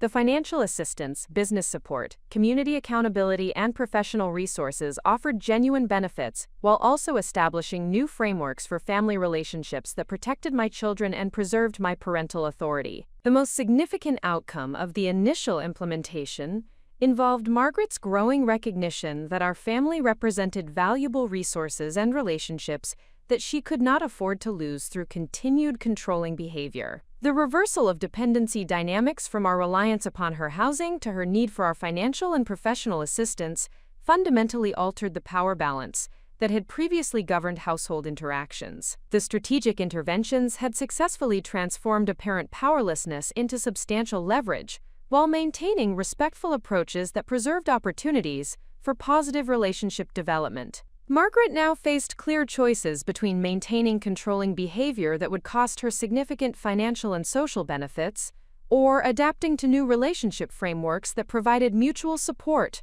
while respecting appropriate boundaries and individual autonomy. The initial implementation had established foundations for sustainable resolution of family conflicts, while demonstrating that systematic analysis and strategic planning could transform even the most challenging interpersonal situations into opportunities for positive change and mutual benefit. The quiet mother-in-law conflict was evolving into a comprehensive transformation of family dynamics that would ultimately benefit all participants, while establishing permanent protections for my children's welfare and development. The transformation in household dynamics that had emerged through strategic implementation of targeted interventions created an unstable equilibrium that could not sustain itself indefinitely without resolution toward either mutual accommodation or decisive confrontation. Margaret's initial confusion and resistance to the new frameworks gradually crystallized into recognition that her fundamental position of authority had been systematically undermined through approaches she had not anticipated or prepared to counter effectively. The pivotal moment of escalation occurred during the second week of November when Margaret fully comprehended the comprehensive nature of the strategic campaign that had been implemented around her documented vulnerabilities. The realization emerged through her discovery that multiple aspects of her personal and professional circumstances were simultaneously being addressed through coordinated interventions that served our family's objectives, while ostensibly providing assistance for her documented challenges. Margaret's counterattack began with attempts to reassert traditional authority through escalated demands for household compliance and renewed emphasis on her property ownership rights as the ultimate determinant of acceptable behavior within her residence. She implemented new rules regarding common area usage, meal scheduling, and children's activities that were designed to reestablish clear hierarchical relationships and demonstrate that her accommodation of our strategic interventions did not represent permanent acceptance of altered power dynamics. The new household restrictions included specific prohibitions against certain types of children's play activities that might disturb her evening relaxation periods, mandatory quiet hours that extended well beyond reasonable bedtime expectations, and detailed regulations about kitchen usage that essentially prohibited normal family meal preparation during times when Margaret might require access to cooking facilities. These restrictions served no practical household management purposes, but functioned as symbolic demonstrations of continued authority over daily family activities. Margaret's reassertion attempts also included direct challenges to the rental arrangement proposal, through demands for additional fees and deposits that would effectively double the financial obligations, while adding restrictive clauses that eliminated most tenant protections. She presented these modifications as necessary adjustments to reflect the true costs of family accommodation, while maintaining her preferred interpretation of the relationship as generous landlord providing favor to grateful dependents rather than equals participating in mutually beneficial housing arrangement. The modifications to rental terms were calculated to create financial pressure that would force our family to choose between accepting renewed subordination or facing housing displacement during the challenging winter season, when alternative arrangements would be particularly difficult to secure. Margaret apparently believed that strategic application of economic pressure during vulnerable timing would compel acceptance of her authority, despite the leverage we had developed through our comprehensive intervention strategy. However, Margaret's most significant counterattack involved direct attempts to undermine the business assistance relationships that David had established with her commercial properties and management challenges. She began questioning his professional recommendations and demanding detailed explanations for suggestions that addressed documented problems in ways that conflicted with her preferences or previous approaches to property management. Margaret's resistance to business assistance included hiring independent consultants to provide second opinions on David's architectural recommendations, despite the substantial costs involved and her documented financial pressures. The consultant fees represented significant expenses that further strained her budget while serving primarily to challenge David's expertise and establish alternative sources of professional advice that would reduce her dependence upon family assistance. The independent consultants confirmed most of David's recommendations while adding expensive additional suggestions that exceeded Margaret's financial capacity to implement effectively. This validation of David's expertise created cognitive dissonance for Margaret because it supported the value of family assistance, while also demonstrating the costs of independence and professional alternatives that she could not afford to maintain without ongoing family cooperation. Margaret's counterattack also included direct intervention in community relationships through attempts to present herself as the victim of family ingratitude and manipulation. She initiated conversations with neighbors and community members that portrayed our family as taking advantage of her generosity, while failing to appreciate the sacrifices she had made to accommodate our children during difficult financial circumstances. The community manipulation strategy involved selective presentation of family conflicts that emphasized Margaret's role as generous grandmother and helpful mother-in-law, while omitting reference to controlling behavior or inappropriate discipline methods that had created the need for strategic intervention. Margaret hoped to generate community sympathy and support that would provide social pressure for our family to accept her authority and terminate challenges to her household control. However, the community outreach that had been implemented as part of our strategic framework had already provided neighbors with broader context about Margaret's behavioral patterns and interpersonal challenges that extended well beyond family relationships. The established relationships and information sharing prevented Margaret's narrative manipulation from achieving intended objectives, while also creating additional accountability for her public statements about family dynamics. The most concerning aspect of Margaret's counterattack involved direct attempts to influence David's loyalty and commitment to our marriage through appeals to childhood memories and family obligations that portrayed challenge to maternal authority as betrayal of fundamental relationship bonds. Margaret initiated private conversations with David that emphasized her sacrifices for his education and career development while suggesting that his support for my strategic interventions represented ingratitude and family disloyalty. Margaret's psychological manipulation of David included references to his deceased father's expectations about family unity and respect for maternal authority, along with suggestions that our marriage had created divided loyalties that prevented David from fulfilling appropriate obligations to his surviving parent. She implied that family conflicts would disappear if David would reassert traditional leadership within our marriage and ensure appropriate deference to her authority as family matriarch. The manipulation strategy targeted David's established patterns of conflict avoidance and his psychological need for maternal approval that had been developed throughout his childhood under Margaret's authoritarian parenting approach. Margaret understood that successful division of our marriage partnership would eliminate the unified resistance to her authority, while also providing emotional satisfaction through demonstration that family bonds superseded marital relationships in determining individual loyalties. David's response to his mother's psychological pressure revealed the depth of his internal conflict between loyalty to his childhood family relationships and commitment to protecting our children and supporting appropriate boundaries within our current family structure. The manipulation created obvious stress and confusion that affected his ability to maintain consistent support for strategic interventions while also managing his emotional relationship with his mother. Margaret's counterattack also included subtle but systematic attempts to undermine my relationship with Daniel and Sophia through special privileges and treats that were contingent upon their demonstration of particular affection and compliance with her preferences. She began offering exclusive activities and rewards that were specifically designed to create loyalty conflicts between their relationship with me and their appreciation for her generosity and attention. The manipulation of children's loyalties included private conversations where Margaret expressed disappointment about family conflicts, while suggesting that my challenges to her authority were creating unnecessary stress and disruption that affected everyone's happiness and security. She positioned herself as the stable, generous adult who was working to maintain family unity despite my unreasonable demands and controlling behavior. Margaret's psychological manipulation of my children represented the most serious escalation because it directly threatened their emotional security and forced them to navigate loyalty conflicts that were inappropriate for their developmental stage.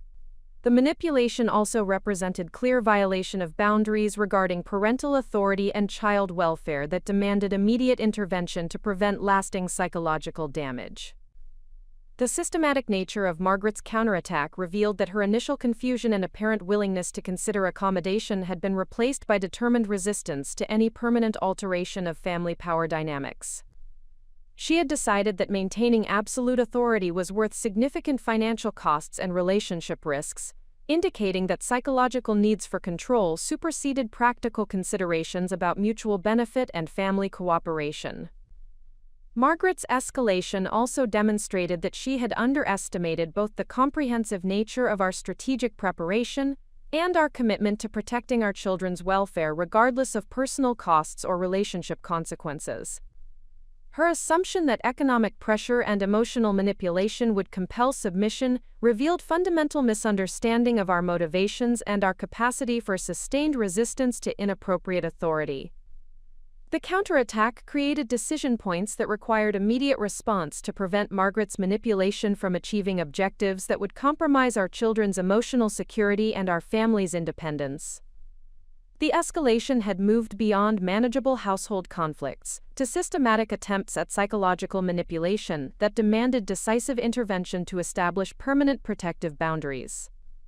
The strategic response to Margaret's counterattack would need to address her attempts at economic coercion, community manipulation, marital division, and child loyalty manipulation through coordinated interventions that demonstrated clear consequences for continued inappropriate behavior, while maintaining opportunities for relationship repair if she chose to respect appropriate boundaries. Margaret's escalation had revealed the full extent of her commitment to maintaining control regardless of costs or consequences, providing clear evidence that compromise and accommodation would not achieve sustainable resolution of family conflicts. The situation now required implementation of more direct strategic pressure that would force Margaret to choose between respecting appropriate boundaries and facing significant personal consequences that addressed her actual vulnerabilities and areas of dependency. The quiet mother-in-law conflict had evolved into comprehensive psychological warfare that threatened the welfare of my children and the stability of my marriage, demanding strategic responses that would establish permanent protection for my family, while demonstrating that manipulation and intimidation would result in consequences that exceeded any benefits Margaret might achieve through continued controlling behavior. Margaret's escalated counterattack had demonstrated beyond reasonable doubt that accommodation and compromise would not achieve sustainable resolution of family conflicts or adequate protection for my children's emotional welfare. Her systematic attempts at economic coercion, community manipulation, marital division, and child loyalty manipulation represented crossing of fundamental boundaries that demanded immediate and decisive strategic response to establish permanent protective measures. The decision to implement direct strategic pressure emerged from careful analysis of Margaret's documented vulnerabilities and her demonstrated unwillingness to respect appropriate family boundaries, despite opportunities for mutual cooperation and benefit. The escalation had revealed that Margaret's psychological need for absolute control superseded rational consideration of consequences or practical benefits of collaborative family relationships. The comprehensive strategic response required coordinated implementation of multiple pressure points that would force Margaret to confront the actual costs of her controlling behavior while creating clear pathways for relationship repair if she chose to modify her approach to family interactions.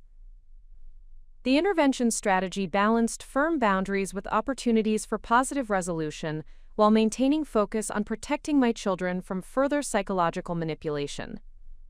The first element of decisive response involved formal documentation and legal consultation regarding tenant rights and protections that would establish enforceable boundaries against economic coercion and arbitrary changes to housing arrangements. Margaret's attempts to modify rental terms retroactively and impose additional financial obligations required professional legal assessment to determine appropriate responses and protective measures. The consultation with housing rights attorneys revealed that Margaret's proposed modifications to rental arrangements violated multiple tenant protection statutes and created liability exposure for discriminatory housing practices. The legal analysis provided framework for formal rejection of inappropriate rent modifications while establishing clear consequences for continued attempts at economic manipulation through housing arrangements. The legal documentation also established formal record of Margaret's attempts at economic coercion that could support future legal intervention if her behavior continued to escalate toward harassment or attempts to force displacement during winter months, when alternative housing would be particularly challenging to secure. The documentation served both protective and deterrent functions by creating accountability for her behavior patterns. More significantly, the legal consultation revealed that Margaret's business management practices had created substantial liability exposure through violations of commercial tenant rights and business partnership obligations that could result in significant financial penalties and potential criminal charges if formally investigated by regulatory authorities. This information provided additional leverage for encouraging behavioral compliance while addressing her business challenges through appropriate professional assistance. The second element of strategic response addressed Margaret's attempts at community manipulation through systematic presentation of documented evidence regarding her behavioral patterns and interpersonal challenges to neighbors and community members who had been targeted by her victimization narrative. The response balanced family privacy considerations with legitimate community safety concerns about continued manipulative behavior. The community information sharing included specific documentation of Margaret's violations of homeowners association protocols and her history of conflicts with neighbors and community organizations that contradicted her presentations of herself as cooperative community member facing family ingratitude. The factual information provided context that prevented successful manipulation of community sympathy while encouraging appropriate accountability for her public statements. The community response also included coordination with neighbors who had experienced similar challenges with Margaret's controlling behavior to develop mutual support networks and information sharing protocols that would provide early warning of escalating manipulation attempts. The collaborative approach created accountability mechanisms that extended beyond family relationships to encompass broader social consequences for inappropriate behavior. Most importantly, the community engagement revealed that several neighbors had been considering formal complaints about Margaret's leadership in homeowners association roles due to her authoritarian decision-making and dismissive treatment of resident concerns. This information provided opportunities for coordinated responses that addressed community concerns while also establishing broader accountability for her interpersonal conduct. The third element of strategic response focused on Margaret's attempts to manipulate David's loyalty through systematic presentation of documented evidence regarding her historical parenting practices and their impact on his psychological development and current relationship patterns. The intervention required careful balance between therapeutic education and protective boundary establishment. The documentation presentation included family court records from David's childhood that revealed his previous requests for alternative custody arrangements due to Margaret's controlling behavior and harsh discipline methods. The historical evidence provided context for understanding current family dynamics, while also demonstrating that Margaret's behavior represented established patterns rather than recent developments related to grief or adjustment challenges. The psychological education component included professional consultation with family therapists who specialized in adult children of controlling parents, and provided David with frameworks for understanding his emotional responses to maternal manipulation, while developing strategies for maintaining appropriate boundaries without unnecessary guilt or anxiety about family loyalty obligations. The therapeutic intervention also addressed David's conflict avoidance patterns and his tendency toward accommodation rather than confrontation when dealing with maternal pressure. The professional guidance provided tools for assertive communication and boundary maintenance that would protect our marriage and children, while preserving opportunities for positive relationship development with his mother if she chose to respect appropriate limits. The fourth element of strategic response addressed Margaret's manipulation of my children through implementation of protective communication protocols and therapeutic support that would help Daniel and Sophia understand and navigate the loyalty conflicts that Margaret had deliberately created through her inappropriate grandparent behavior. The child protection strategy included age-appropriate education about healthy family relationships and the differences between appropriate grandparent affection and manipulative behavior that creates confusion about family loyalty and security. The educational approach provided my children with tools for recognizing and responding to manipulation attempts, while maintaining their emotional connection to positive aspects of their relationship with Margaret. The therapeutic support included consultation with child psychologists who specialized in family manipulation dynamics and could provide professional assessment of the impact that Margaret's behavior had created on my children's emotional development and security. The professional evaluation served both protective and documentation functions by establishing evidence of harm while also providing therapeutic intervention to address any psychological damage. Most significantly, the child protection protocols included clear communication with Daniel and Sophia about their safety and security within our family structure, while reassuring them that adult conflicts were not their responsibility, and that their emotional welfare would be protected regardless of relationship complications with their grandmother. The fifth element of strategic response involved direct confrontation of Margaret's financial and business vulnerabilities through systematic application of pressure that addressed her documented challenges while establishing clear consequences for continued inappropriate family behavior.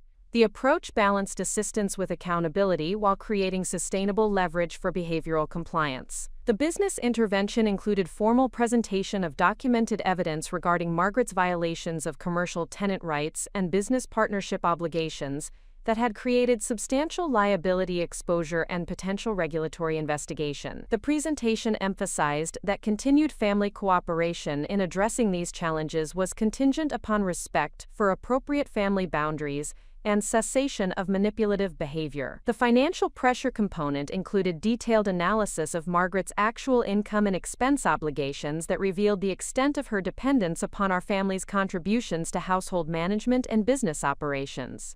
The analysis demonstrated that her threats of eviction or relationship termination would result in financial consequences that exceeded any benefits she might achieve through continued controlling behavior. The most powerful aspect of financial leverage involved documentation of Margaret's medical expenses and insurance obligations that revealed her dependence upon family support for managing healthcare costs and daily living assistance. The evidence showed that her isolation strategies and manipulation attempts were undermining the very relationships that provided essential support for her practical needs and long-term security. The comprehensive strategic response created coordinated pressure that addressed Margaret's actual vulnerabilities, while providing clear pathways for relationship repair and mutual cooperation if she chose to modify her behavior. The intervention demonstrated that continued controlling behavior would result in consequences that addressed every area of her personal and professional life, while also protecting my family from further manipulation and psychological harm. Margaret's response to the systematic pressure revealed the depth of her shock at the comprehensive nature of the strategic campaign, and her recognition that her apparent position of authority had been fundamentally undermined through approaches she had not anticipated or prepared to counter effectively. The documentation and leverage had transformed apparent powerlessness into substantial strategic advantage, while maintaining opportunities for positive resolution if she chose cooperation over continued control attempts.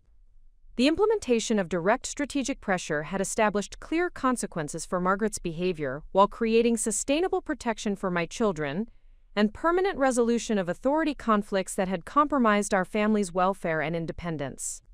The approach demonstrated that systematic analysis and strategic planning could transform even the most challenging interpersonal situations into opportunities for positive change, while maintaining firm boundaries about acceptable behavior and appropriate respect for family relationships. The strategic response had successfully shifted the dynamic from defensive protection to proactive boundary enforcement, while providing Margaret with clear choices between continued manipulation that would result in significant personal consequences or behavioral modification that would preserve beneficial family relationships while respecting appropriate limits and individual autonomy. The systematic implementation of strategic pressure across multiple domains of Margaret's personal and professional life created an unprecedented situation that forced her to confront the comprehensive nature of her vulnerability and the sophisticated planning that had been executed to address her controlling behavior. The coordinated interventions had successfully transformed apparent family powerlessness into substantial leverage that affected every aspect of her carefully constructed authority structure. Margaret's initial response to the strategic pressure revealed the profound shock of someone who had operated for decades under the assumption that her position was invulnerable and that challenges to her authority could be dismissed through escalation or intimidation.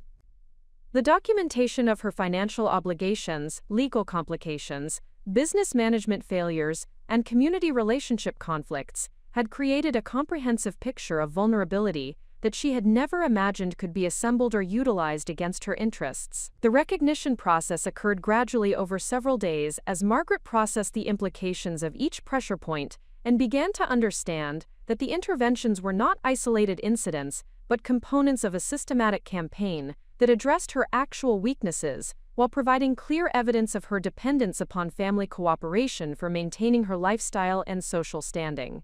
The realization represented a fundamental shift in her understanding of family power dynamics and her own position within those relationships.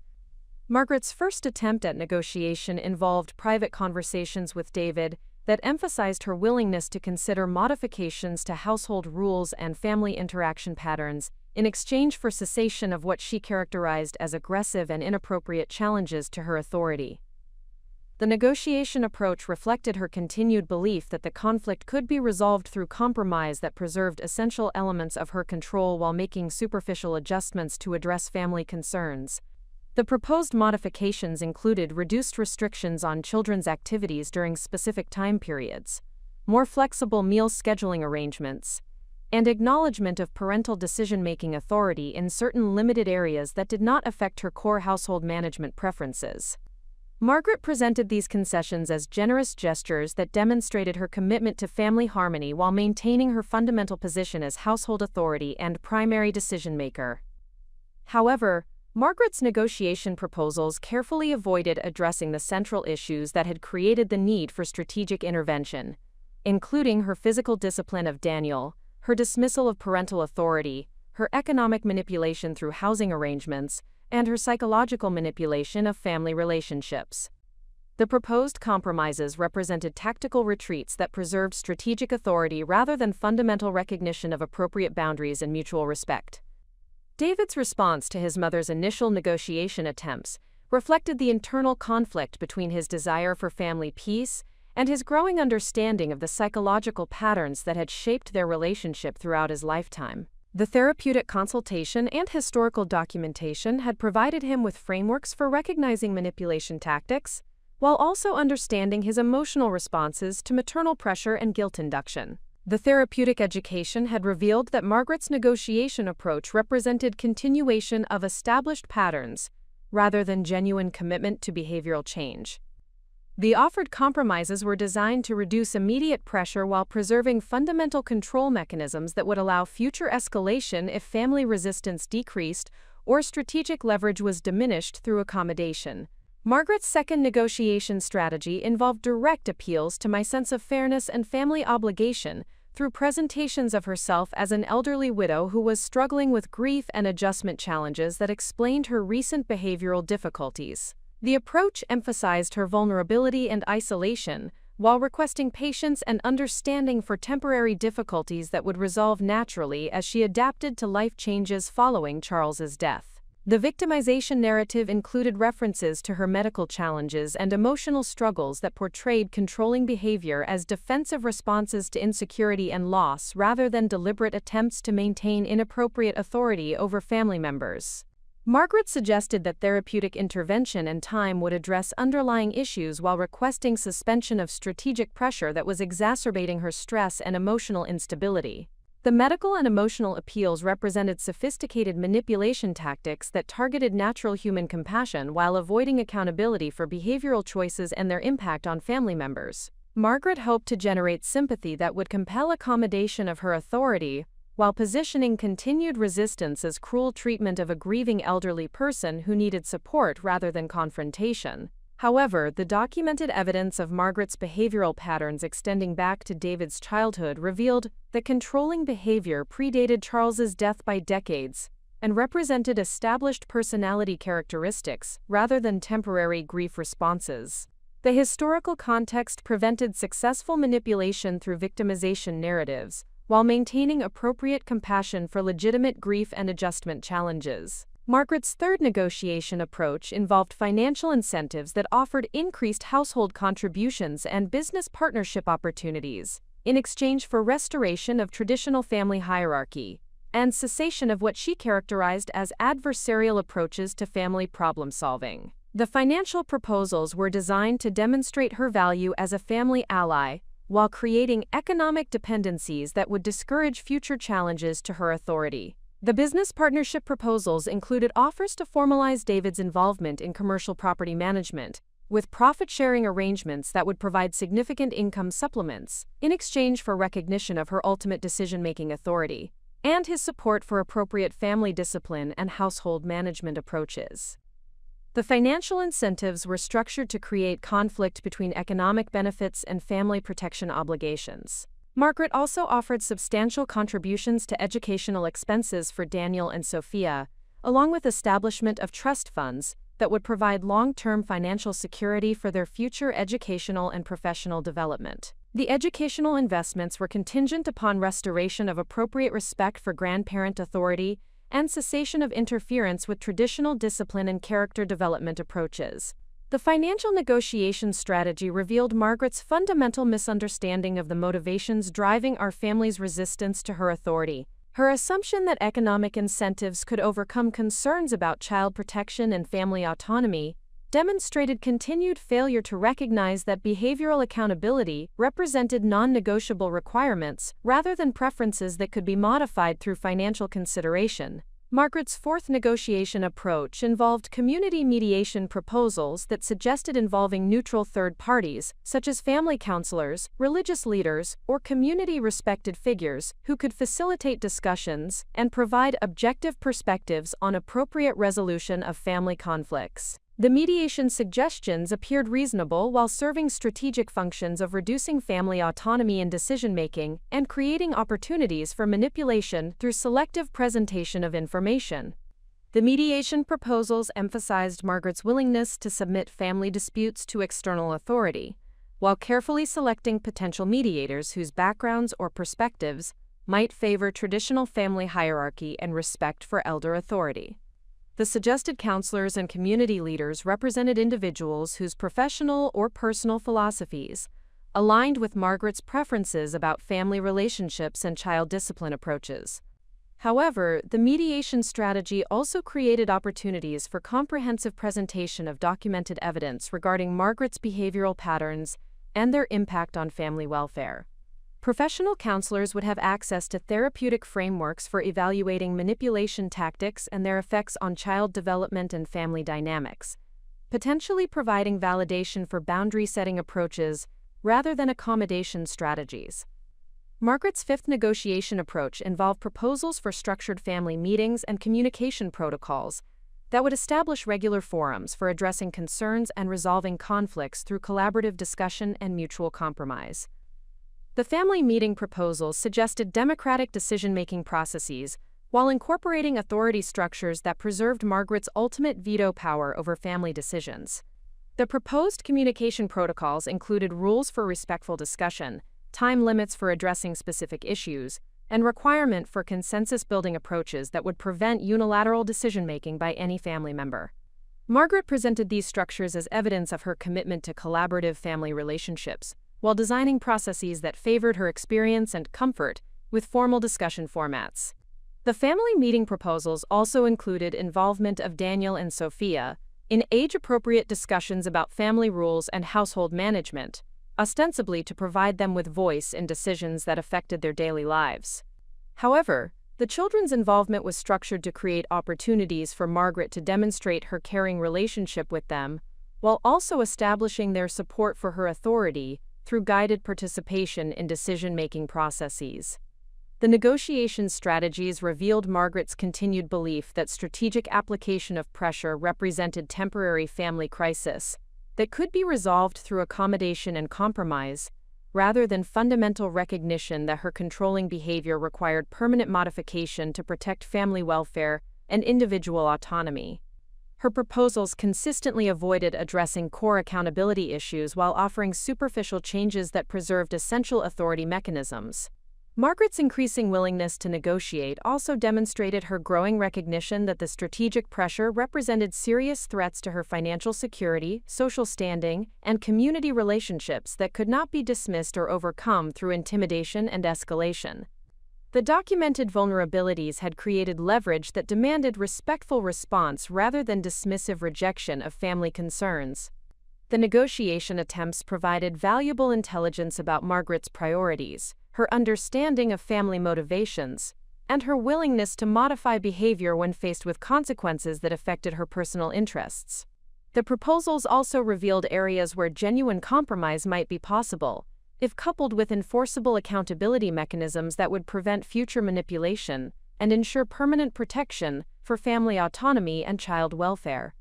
The decisive moment of recognition arrived during the first week of December, when Margaret received formal notification from the Colorado Department of Commerce regarding an investigation into her commercial real estate business practices following multiple tenant complaints about lease violations and discriminatory housing policies.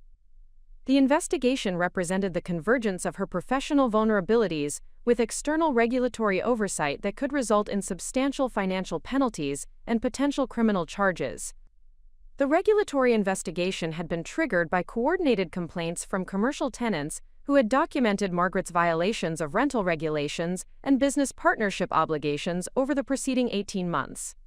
The complaints included evidence of discriminatory enforcement of lease terms, inappropriate retaliation against tenants who challenged her decisions, and financial irregularities in security deposit management and property maintenance expenditures. The investigation notice arrived simultaneously with legal correspondence from business partners, who were formally demanding resolution of financial disputes and threatening litigation if outstanding obligations were not addressed within 30 days. The legal pressure represented escalation of conflicts that Margaret had been managing through delay tactics and minimal compliance, rather than comprehensive resolution of partnership disagreements. Margaret's initial response to the regulatory investigation revealed the depth of her shock at discovering that business practices she had considered within her authority as property owner were subject to external oversight and potential legal consequences. Her assumption that property ownership granted unlimited discretion over tenant relationships and business operations had been fundamentally challenged by regulatory authorities with enforcement powers that exceeded her ability to control or manipulate. The investigation documentation required comprehensive financial records and business correspondence that would expose the full extent of Margaret's management challenges and potential regulatory violations. The regulatory review process would involve professional auditors and business analysts who possessed expertise in commercial real estate law and tenant protection statutes that Margaret had apparently violated through authoritarian management approaches. More significantly, the investigation created public record documentation of business practices that could affect Margaret's community reputation and social standing within business and civic organizations where she maintained leadership positions. The regulatory proceedings would be documented in public records that community members could access, potentially exposing patterns of controlling behavior that extended beyond family relationships. The convergence of regulatory investigation with ongoing family strategic pressure created a comprehensive accountability framework that addressed Margaret's behavior patterns across all domains of her personal and professional life. The external validation of concerns about her authoritarian decision-making provided powerful evidence that family resistance represented legitimate boundary setting rather than inappropriate challenges to reasonable authority. Margaret's recognition of the investigation's implications coincided with David's formal presentation of therapeutic recommendations and family boundary requirements that had been developed through professional consultation with family psychology specialists. The therapeutic framework provided clear guidelines for appropriate grandparent behavior and household interaction patterns that would protect family autonomy while preserving beneficial relationship elements. The family boundary presentation included specific behavioral expectations regarding parental authority, child discipline, household decision-making, and communication protocols that would govern continued family relationships. The boundaries were presented as non-negotiable requirements for family safety and stability, rather than preferences subject to negotiation or compromise through accommodation strategies. David's presentation of family boundaries represented significant personal growth in his ability to maintain appropriate limits with his mother, despite psychological pressure and emotional manipulation tactics that had previously compelled accommodation and conflict avoidance. The therapeutic support had provided him with tools for assertive communication and consequence enforcement that protected his family while preserving opportunities for positive relationship development. The boundaries included immediate cessation of physical discipline or threatening behavior toward Daniel and Sophia, recognition of parental decision-making authority regarding all aspects of child rearing and family management, implementation of respectful communication protocols that acknowledged family autonomy, and acceptance of formal housing arrangements that established clear tenant rights and landlord obligations. Margaret's response to the formal boundary presentation revealed her growing understanding that negotiation and manipulation strategies had failed to achieve accommodation that would preserve essential elements of her control while reducing strategic pressure. The systematic nature of family resistance combined with external regulatory investigation created accountability frameworks that could not be overcome through traditional intimidation or emotional manipulation approaches. The breakthrough moment occurred when Margaret realized that continued resistance to appropriate boundaries would result in consequences that extended far beyond family relationship disruption, to include potential financial ruin, legal prosecution, community humiliation, and permanent isolation from social and professional networks that provided meaning and identity throughout her adult life. The comprehensive nature of potential consequences forced Margaret to confront fundamental questions about priorities and values that she had never previously considered necessary to examine. Her assumption that maintaining absolute control represented the highest priority had been challenged by evidence that authoritarian behavior could destroy the very relationships and circumstances that provided foundation for her security and social standing. Margaret's psychological processing of the situation included recognition that her controlling behavior had systematically undermined the family relationships that provided essential support for her practical needs and emotional well-being. The isolation strategies and manipulation attempts had damaged relationships with the only family members who possessed both capability and willingness to provide assistance with her documented challenges and ongoing care requirements. The recognition process also revealed that Margaret's business management failures and financial pressures had created dependence upon family assistance that she had been unwilling to acknowledge while maintaining aggressive control over family relationships. The regulatory investigation had exposed professional inadequacies that required expert assistance from family members, whose cooperation she had jeopardized through inappropriate behavior and boundary violations.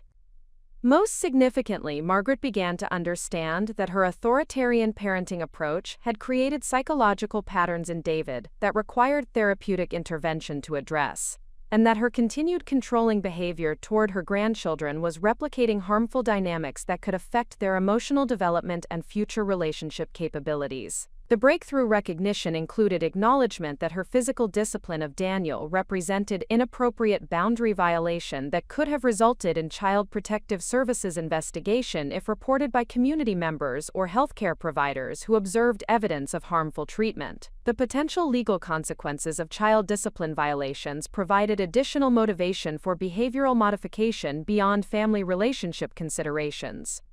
Margaret's growing awareness of consequences also encompassed recognition that community members and business associates had been documenting her behavioral patterns and discussing concerns about her authoritarian leadership and interpersonal conflicts. The social network that she had assumed provided unconditional support and respect had been compromised by her own actions and decisions, rather than external manipulation or family ingratitude.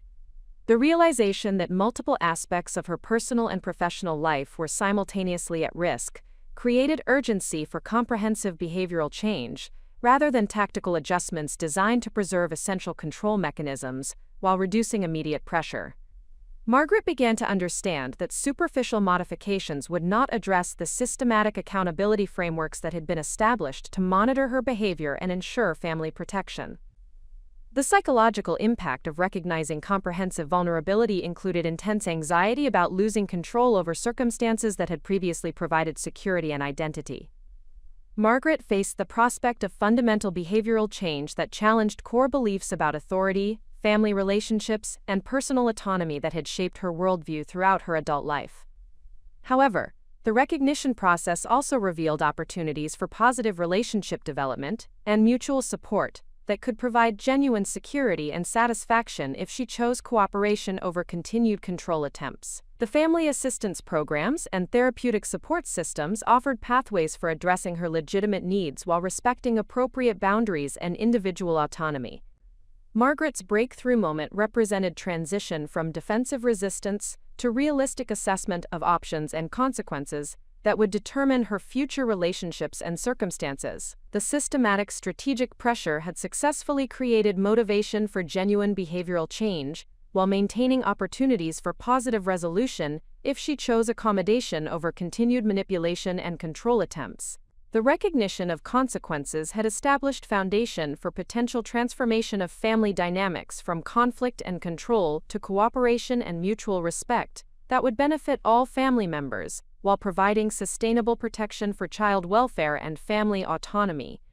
Margaret now faced clear choices between behavioral modification that would preserve beneficial relationships or continued resistance that would result in comprehensive consequences affecting every aspect of her personal and professional life. The transition from recognition of consequences to implementation of behavioral change required careful monitoring and graduated response protocols that would reinforce positive modifications while maintaining accountability frameworks that prevented regression to previous controlling patterns. Margaret's initial compliance efforts represented the beginning of a complex process that would determine whether genuine transformation was possible or whether continued strategic pressure would be necessary to protect family welfare. Margaret's first concrete demonstration of behavioral change involved formal acknowledgement of the family boundaries that David had presented during the previous week's therapeutic consultation. The acknowledgement represented unprecedented acceptance of external limits on her authority, while also establishing written documentation of her commitment to respectful family interaction patterns.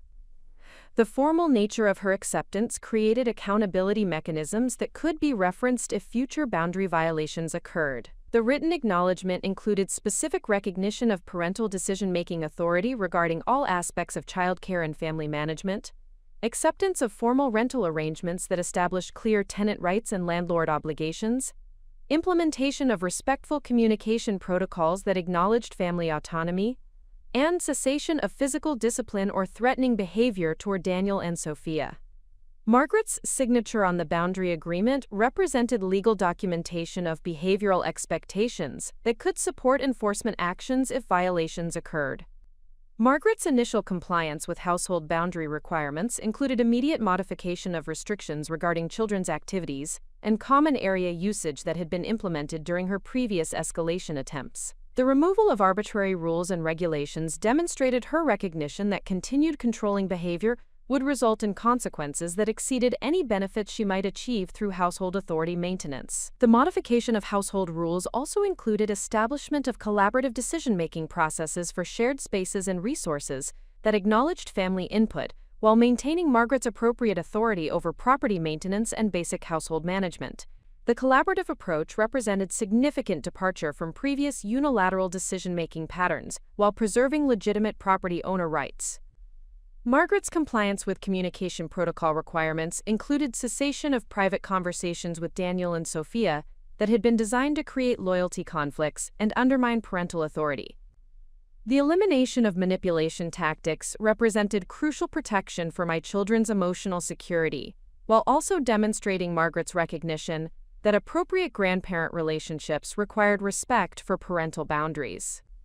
The communication protocol compliance also included implementation of transparent family discussions that involved all relevant parties, rather than strategic exclusion of family members whose perspectives might conflict with Margaret's preferences. The transparent approach prevented selective information sharing and manipulation tactics, while encouraging genuine collaborative problem-solving.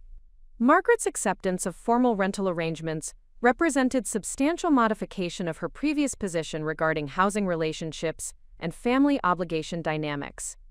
The transition from informal family accommodation to legal tenant-landlord structure provided protection against arbitrary eviction, while also establishing clear financial obligations that addressed Margaret's documented mortgage pressures. The rental arrangement implementation included comprehensive documentation of terms and conditions that protected both parties while establishing mechanisms for addressing potential conflicts through legal frameworks, rather than emotional manipulation or economic coercion. The formal structure eliminated ambiguity about rights and responsibilities while preventing future disputes regarding housing security or financial obligations.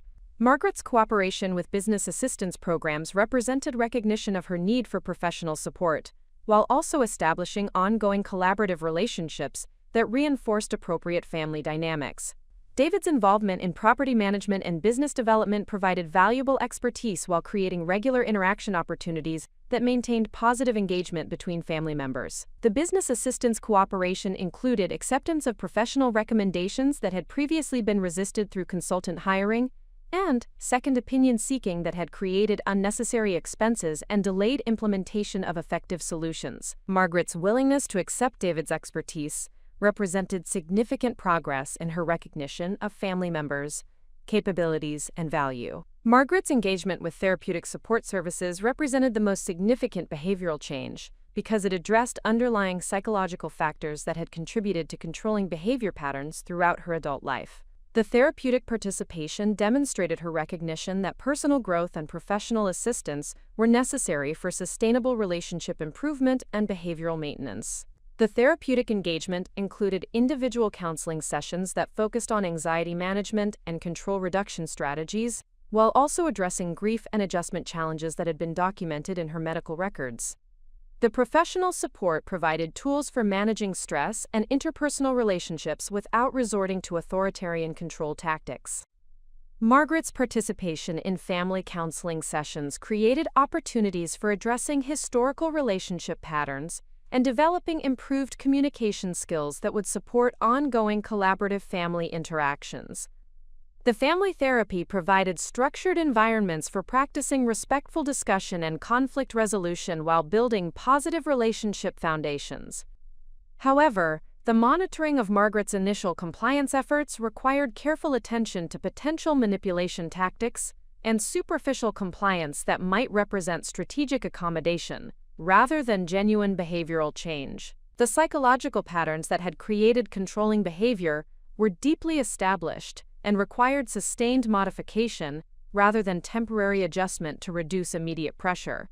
The compliance monitoring framework included regular family meetings that provided opportunities for assessing Margaret's commitment to boundary maintenance while also addressing emerging issues before they developed into major conflicts. The structured family discussions created accountability mechanisms while also preserving opportunities for positive relationship development. The monitoring protocols also included documentation of compliance examples and boundary violation incidents that would provide evidence for evaluating progress and determining appropriate responses to behavioral changes. The documentation served both protective and reinforcement functions by creating records that could support continued cooperation or renewed strategic pressure if necessary. Margaret's interaction patterns with Daniel and Sophia required particularly careful monitoring, because children's emotional security represented the highest priority for family protection measures. The assessment of grandparent relationship quality included observation of communication patterns, activity choices, and respect for parental guidance that would indicate genuine commitment to appropriate boundary maintenance. The child interaction monitoring revealed positive changes in Margaret's approach that included requesting parental permission before offering special activities or treats, respecting established bedtime and meal routines, and avoiding private conversations that could create loyalty conflicts or undermine family unity. These modifications demonstrated understanding of appropriate grandparent role boundaries. Margaret's compliance with financial arrangement requirements included timely payment of documented household expenses and transparent communication about business income and expense patterns that affected her capacity for meeting rental obligations. The financial transparency represented significant departure from previous secretive approaches to income and obligation management. The financial monitoring also included assessment of Margaret's business management improvements through David's ongoing consultation and her utilization of professional recommendations for addressing tenant relationship and property maintenance challenges. The business cooperation provided measurable indicators of her commitment to collaborative family relationships. Margaret's community interaction patterns required monitoring to assess whether behavioral changes extended beyond family relationships, to encompass broader social and professional interactions that had previously demonstrated controlling and authoritarian characteristics. The community assessment included observation of homeowners association participation and organizational leadership approaches. The community monitoring revealed initial modifications in Margaret's leadership style that included increased consultation with other board members and reduced implementation of unilateral decisions that had previously created conflicts and complaints from community members. These changes suggested that therapeutic intervention was affecting broader behavioral patterns rather than isolated family interaction improvements. Margaret's response to ongoing regulatory investigation requirements provided additional indicators of behavioral change commitment because her cooperation with external oversight represented acceptance of accountability frameworks that extended beyond family relationships. The regulatory compliance demonstrated recognition that authoritarian approaches were inappropriate in multiple life domains. The investigation cooperation included comprehensive financial record provision and business practice documentation that revealed Margaret's willingness to accept external evaluation and potential criticism, rather than defensive resistance that had characterized previous challenges to her authority. The transparency represented significant psychological progress in her acceptance of oversight and accountability. The graduated response protocols for Margaret's compliance included positive reinforcement for sustained boundary maintenance, while also maintaining clear consequences for potential violations that would protect family welfare without unnecessarily damaging relationship progress. The balanced approach encouraged continued improvement while preserving protective mechanisms. The response framework included recognition and appreciation for positive changes that demonstrated Margaret's efforts to modify established behavioral patterns, while also maintaining firm expectations about continued compliance that would ensure family protection and relationship sustainability. The approach balanced encouragement with accountability to support long-term behavioral maintenance. Up next, you've got two more standout stories right on your screen. If this one hit the mark, you won't want to pass these up. Just click and check them out. And don't forget to subscribe and turn on the notification bell so you don't miss any upload from us.